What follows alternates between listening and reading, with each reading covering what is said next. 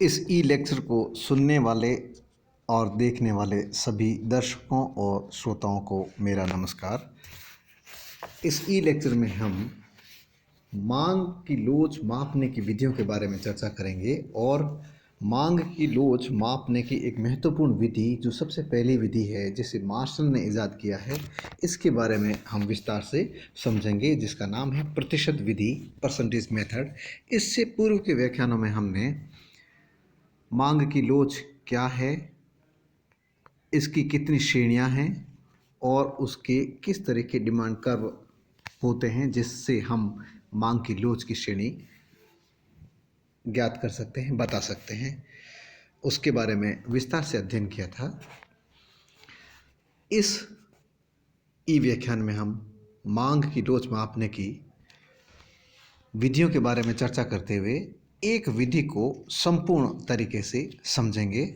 मांग की लोच ज्ञात करने की 4 मुख्य विधियां हैं, जिसमें सबसे पहली विधि प्रतिशत विधि है, दूसरी विधि बिंदु विधि है, तीसरी विधि आर्क विधि है, चाप विधि है और चौथी विधि कुल व्यय विधि है। इसे हम यूँ कह सकते हैं, पहली विधि प्रतिशत विधि यानी परसेंटेज मेथड, दूसरी विधि बिंदु विधि यानी पॉइंट मेथड, तीसरी विधि चाप विधि यानी आर्क मेथड और चौथी विधि कुल व्यय विधि यानी टोटल एक्सपेंडिचर मेथड। ये चारों विधियां हैं मांग की लोच को मापने की, और आज हम मांग की लोच मापने की पहली विधि प्रतिशत विधि को ले रहे हैं और इसके बारे में संपूर्ण अध्ययन करेंगे। एक उदाहरण के द्वारा भी हम मांग की लोच ज्ञात करने की कोशिश करेंगे और उदाहरण के साथ साथ जो आपको टेबल दिखाई जाएगी उस टेबल से अन्य उदाहरण लेकर आप स्वयं प्रयास कर सकते हैं, प्रैक्टिस कर सकते हैं। प्रतिशत विधि मार्शल द्वारा प्रतिपादित की गई है। जैसा कि मैंने पहले भी बताया था कि जब हम अर्थशास्त्र की बेसिक कंसेप्ट्स के बारे में अध्ययन करते हैं, विशेषकर हम जब माइक्रो इकोनॉमिक्स के जो सिद्धांत हैं, नियम हैं, उनके बारे में अध्ययन करते हैं, तो मार्शल का बहुत बड़ा रोल है, मार्शल की बहुत बड़ी भूमिका है। अल्फ्रेड मार्शल ने अर्थशास्त्र के अनेक सिद्धांत और नियम प्रतिपादित किए हैं। उनमें से एक सिद्धांत या एक नियम जिसे हम मांग का सिद्धांत के अंतर्गत मांग की लोच है, इसे भी कहते हैं। और मांग के नियम और मांग की लोच के जो सिद्धांत है, इससे कई उपनियम भी बाद में बने हैं और मांग की लोच के आधार पर ही पूर्ति की लोच भी ज्ञात की जाती है। और इसके अलावा भी अनेक ऐसे उपनियम हैं जो इन नियमों, इन सिद्धांतों से निकले हैं, बनाए गए हैं, प्रतिपादित किए गए हैं। तो मार्शल की ये जो पहली विधि है प्रतिशत विधि, यह मुख्य रूप से जो मांग की लोच की जब भी अवधारणा हम पढ़ते हैं या जब भी हम जिक्र करते हैं कि मांग की लोच क्या है, तो सबसे पहले यही मांग की कीमत लोच की जो प्रतिशत विधि है, यही हमारे सामने उभर कर सामने आती है। और इससे पहले के जो ई लेक्चर है उनमें भी हमने इसके बारे में जिक्र किया था। जो पहले की स्लाइड है उसी को मैं पुनः आपको दिखाते हुए बताना चाहूँगा कि मैंने ये बताया था कि कीमत में परिवर्तन के फलस्वरूप मांग मात्रा में हुए परिवर्तन का माप मांग की लोच कहलाती है। ये शर्त साथ में रहती है कि अन्य बातें समान रहे, अर्थात सेट्रिस पेरिबस जिसको कहते हैं हम, यानी कि अदर थिंग्स रिमेन इक्वल, यानी कि मांग को प्रभावित करने वाले अन्य तत्व यदि स्थिर रहते हैं और केवल कीमत में परिवर्तन होता है जिसके फलस्वरूप मांग मात्रा में परिवर्तन होता है, उसका माप यदि हम करते हैं तो उसे मांग की कीमत लोच कहते हैं। और ये माप करने के जो तरीका है, सबसे पहला प्रतिशत विधि है और उस प्रतिशत विधि को के द्वारा जब मांग की लोच ज्ञात करते हैं तो वो तरीका जो है वो ये है कि मांग मात्रा में आनुपातिक परिवर्तन में कीमत में हुए आनुपातिक परिवर्तन का भाग दिया जाए तो मांग की लोच प्राप्त होती है और यही प्रतिशत विधि कहलाती है। अर्थात प्रतिशत विधि के अंतर्गत मांग की कीमत लोच जब हम ज्ञात करते हैं तो मांग मात्रा में प्रतिशत परिवर्तन बटा कीमत में प्रतिशत परिवर्तन के सूत्र द्वारा हम ज्ञात मांग की लोच ज्ञात कर सकते हैं और यही प्रतिशत विधि कहलाती है। यानी प्रतिशत विधि का जो सूत्र है वो मूल रूप से इस सूत्र से बना है कि मांग की कीमत लोच बराबर मांग मात्रा में आनुपातिक या प्रतिशत परिवर्तन बटा कीमत में आनुपातिक या प्रतिशत परिवर्तन। अब इस प्रतिशत परिवर्तन को हम कैसे ज्ञात करेंगे, तो हम ऐसे लिख सकते हैं कि मांग मात्रा में परिवर्तन यानी चेंज इन डिमांडेड क्वांटिटी और प्रारंभिक मांग यानी उस वस्तु की प्रारंभिक मांग क्या है जिसके ऊपर परिवर्तन हुआ है, और बटा उसमें किसका भाग देंगे, कीमत में परिवर्तन बटा आरंभिक कीमत यानी कि जो जिस कीमत पर परिवर्तन हुआ है, जिस साइड से हम जा रहे हैं उस दिशा की बात करते हैं तो आरंभिक कीमत।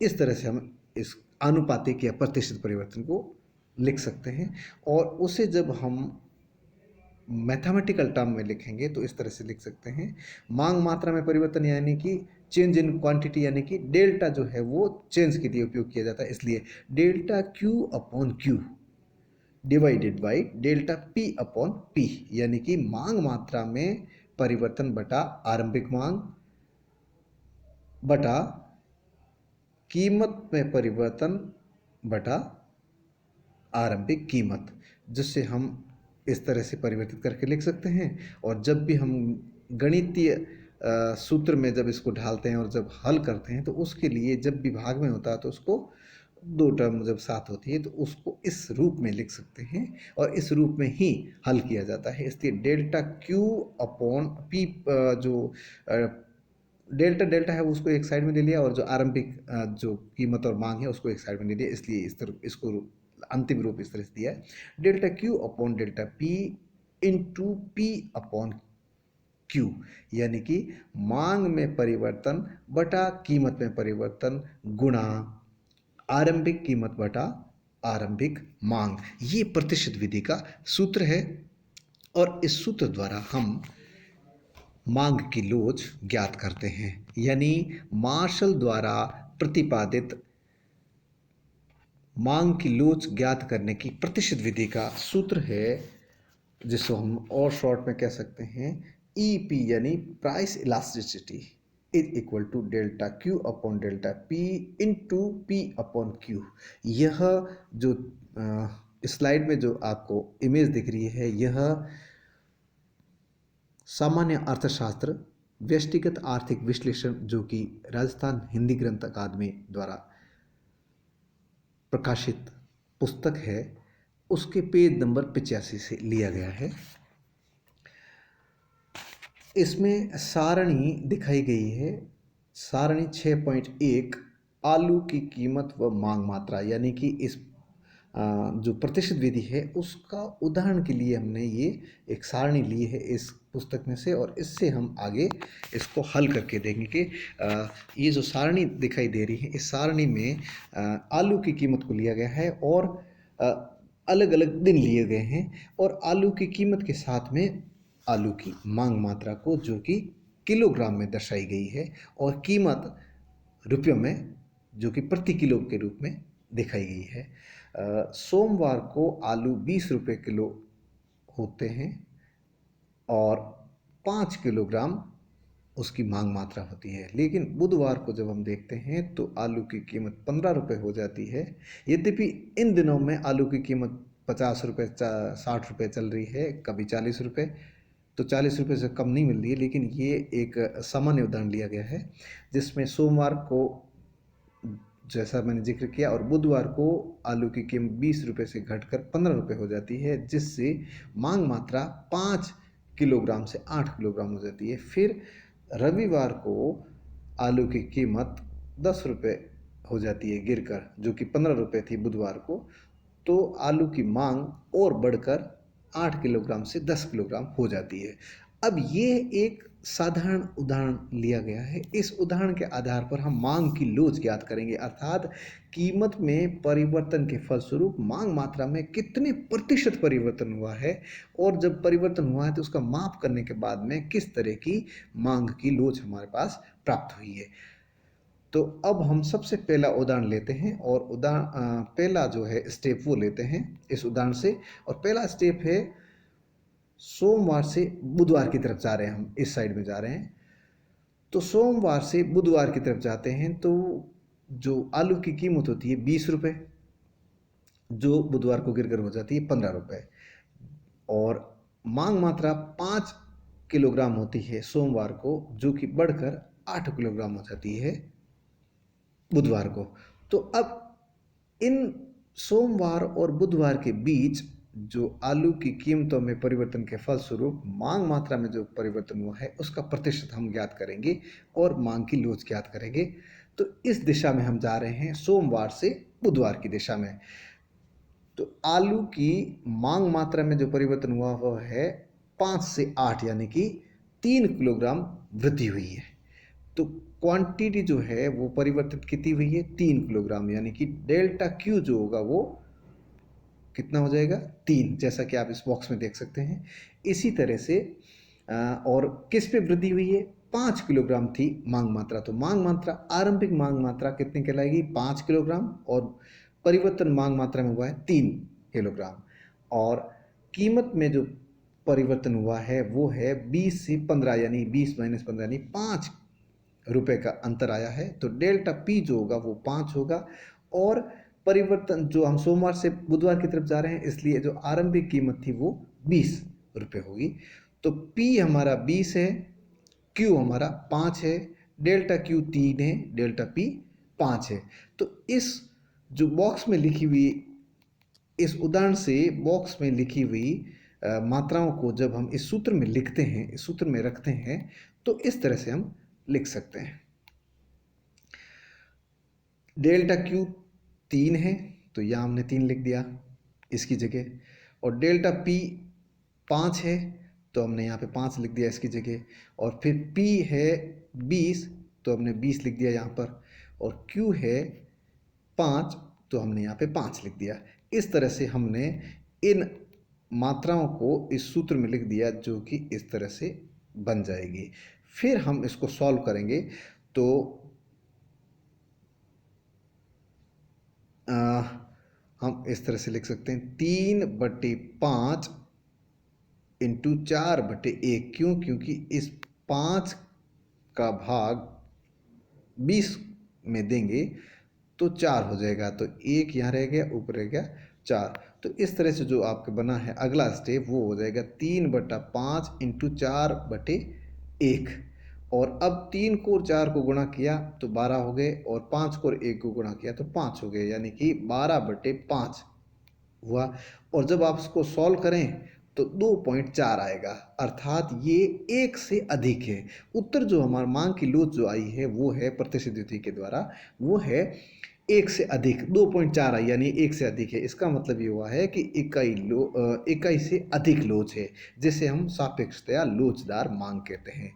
ये है प्रतिशत विधि, और प्रतिशत विधि के द्वारा हमने एक उदाहरण लिया, और इस उदाहरण के द्वारा हमने प्रतिशत विधि की सहायता से मांग की लोच ज्ञात की। और जो हमने इससे पहले श्रेणियां पढ़ी थी, उस श्रेणी में जो जो श्रेणी थी इकाई से अधिक लोच, तो इस उदाहरण के द्वारा जब हमने मांग की लोच ज्ञात की तो इकाई से अधिक लोच प्राप्त हुई 2.4, जिसे हम सापेक्षतया लोचदार मांग कहते हैं।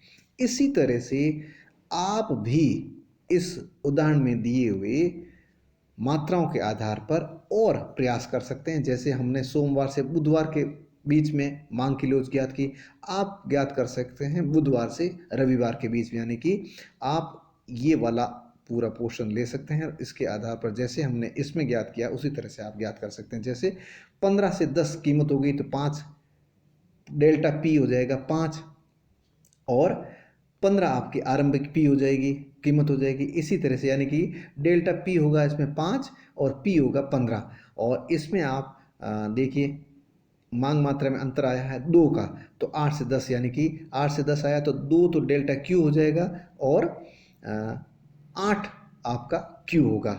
तो इस तरह से आप डेल्टा क्यू यानी कि इस तरह से लिख सकते हैं 2/, पी में अंतर आया 5 इसलिए 5 इंटू पी कितनी थी पहले 15, तो 15 लिख दें, बटा क्यू कितना था पहले 8। तो इस तरह से 2/5 इंटू 15/8 इस तरह से आप लिखेंगे और उसके बाद इसको हल कर देंगे। तो 2 से 8 कट देंगे, हो जाएंगे 4, और 5 से 15 कटेंगे 3, तो 3/4 उत्तर आएगा, यानी कि 1 से कम। यानी कि ये जो अगला स्टेप है, बुधवार से रविवार यदि आप के लिए आप ज्ञात करते हैं, तो आप प्रयास के तौर पे तो आपको नज़र आएगा कि ये इकाई से कम लोच प्राप्त होगी, यानी कि 3/4 यानी 0.75, यानी कि 1 से कम, इकाई से कम लोच प्राप्त होगी। इसी तरह से आप सोमवार और रविवार के बीच में, यानी कि एक स्टेप ये इसको बीच में छोड़ दें और मान लेते हैं कि सोमवार से रविवार के बीच में आप मांग की लोच ज्ञात करना चाहते हैं, तो भी आप ज्ञात कर सकते हैं। इस तरह से उदाहरण आप दूसरे भी ले सकते हैं, उसके आधार पर मांग की लोच प्रतिशत विधि द्वारा ज्ञात कर सकते हैं। और अगले जो ई लेक्चर होंगे उसमें हम मांग की लोच ज्ञात करने की अन्य विधियों के बारे में विस्तार से चर्चा करेंगे। और अन्य विधियां आपको पता है, मैंने आपको शुरुआत में बताया था, फिर से एक बार दोहरा देता हूँ। पहली विधि प्रतिशत विधि है, दूसरी विधि है बिंदु विधि, पॉइंट मेथड, और तीसरी विधि है चाप विधि यानी आर्क मेथड, और चौथी विधि है कुल व्यय विधि। तो इन तीनों विधियों को हम अगले ई लेक्चर में पढ़ेंगे, समझेंगे। धन्यवाद।